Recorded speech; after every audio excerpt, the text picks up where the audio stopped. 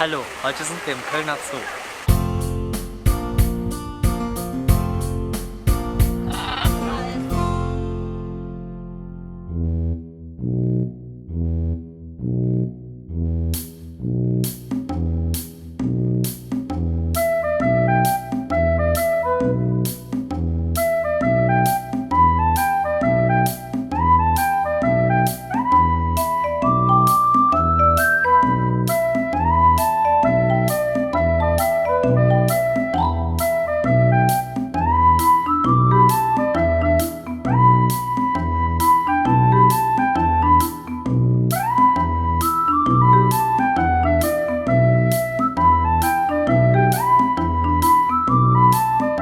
Wir sind hier im Elefantenpark im Kölner Zoo, stehen hier gerade im Bullenbereich. Der Bullenbereich ist ungefähr 750 Quadratmeter groß, der Innenbereich der Kühe, also alles ohne Boxen. Der Innenbereich der Kühe, da sind wir bei 2000 Quadratmeter und dann kommt natürlich noch die riesengroße Außenanlage dazu. Insgesamt halten wir im Moment 16 Tiere, 13 davon in der Kuhgruppe und 3 Bullen haben wir hier im Bullenbereich. Ja, das ist jetzt das medizinische oder Medical Training auf Englisch, was wir hier machen bei den Elefanten. Es geht einfach darum, dass man sich alle Körperteile von dem Elefanten mal angucken kann.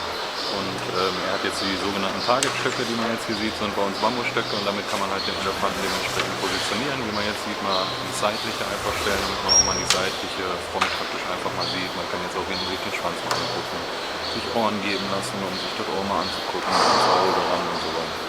Dafür ist hauptsächlich dieses Training da. Das sehen wir jetzt gleich. Jetzt zum Beispiel wird er mal gedreht, dass man sich auch mal die Rückseite angucken kann. Er gibt aufs Kommando auch die Füße raus, dass man sich eine Sohle und auch die Nägel mal anschauen kann. Wir machen ja auch immer Fußpflege, was die Elefanten angeht. Das ist auch immer meistens auch nötig, alle paar Monate. Und dafür ist sowas natürlich zwingend notwendig, dass man sich sowas mal angucken kann und auch jetzt in so einem Zustand an dem Fuß arbeiten könnte. Alright.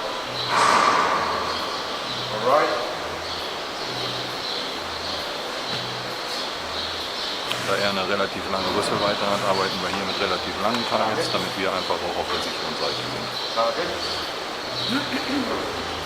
Target. Ich habe mal gerade gesehen, er probiert auch mal was anderes, ob er damit durchkommt. Nee, das ist aber nicht das, was der Pfleger möchte. Er soll jetzt einmal frontal am Target stehen und jetzt einmal den Fuß geben.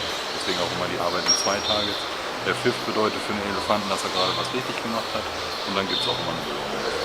Und das passiert alles auf freiwilliger Basis. Wenn der Elefant das nicht möchte, dann kriegt er halt auch keinen Apfel. Und man merkt das meist nach 2-3 Tagen, dass die Elefanten dann auf jeden Fall wieder am Gitter stehen und auch trainiert werden möchten, weil sie einfach auch Lust auf Äpfel haben und natürlich auch beschäftigt sein möchten.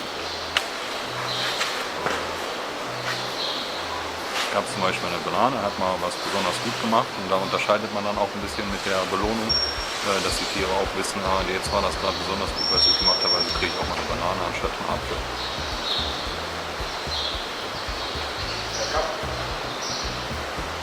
So, jetzt probiert er auch wieder was anderes, er soll rückwärts gehen, zeigt uns das Maul, das wollen wir aber gerade nicht.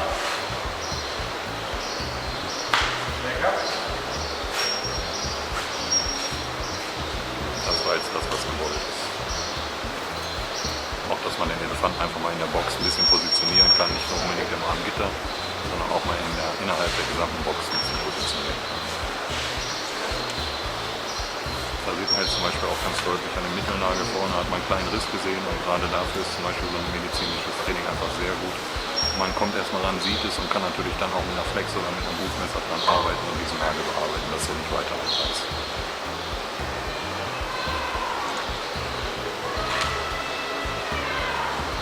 Wir fangen halt bei den Kleinen schon relativ früh an. Diesem Training, wie gesagt, alles auf freiwilliger Basis. Wenn sie nicht mitmachen wollen, dann wollen sie halt nicht. Aber dass sie einfach so früh wie möglich darauf trainiert werden und einfach das auch kennen, dass sie angefasst werden, dass sie mal ein Ohr rausgeben oder auch mal einen Schwanz. Das sind ja alles so Körperteile, gerade ein Schwanz, wenn ich mich rückwärts drehe als Elefant, bin ich ja schon sehr verletzlich. Und gerade als Jungtier muss man sich natürlich auch erstmal gewöhnen. Deswegen fangen wir halt so früh wie möglich an.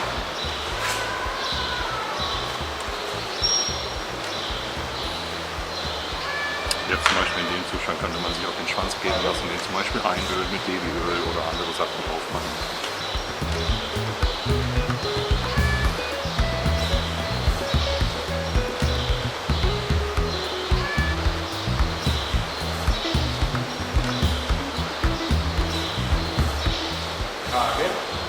Deswegen gerade in diesem geschützten Kontakt, den wir hier haben, ist das zwingend notwendig, dieses Training zu machen, damit man sich den Elefanten wirklich genau angucken kann.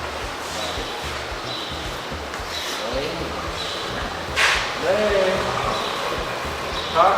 ist so eine Marotte in letzter Zeit von ihm. Das hat er früher gar nicht gemacht. Mittlerweile geht er schon von alleine runter. Er wird immer verspielter im Alter.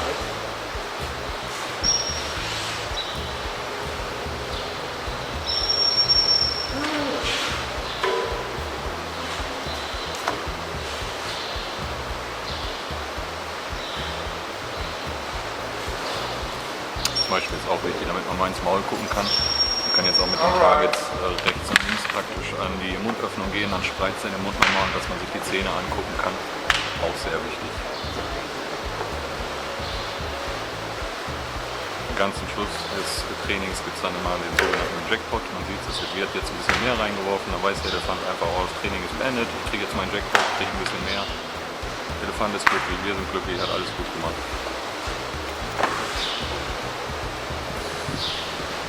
Ja, also wir haben jetzt gerade unseren Bindo gesehen, der ist mittlerweile 50 Jahre alt, aber wie man sieht, steht er sehr gut da, ist so ungefähr bei 5,4 Tonnen, einer von Europas größten Bullen, die wir hier haben. Ja, ein wunderschönes Tier.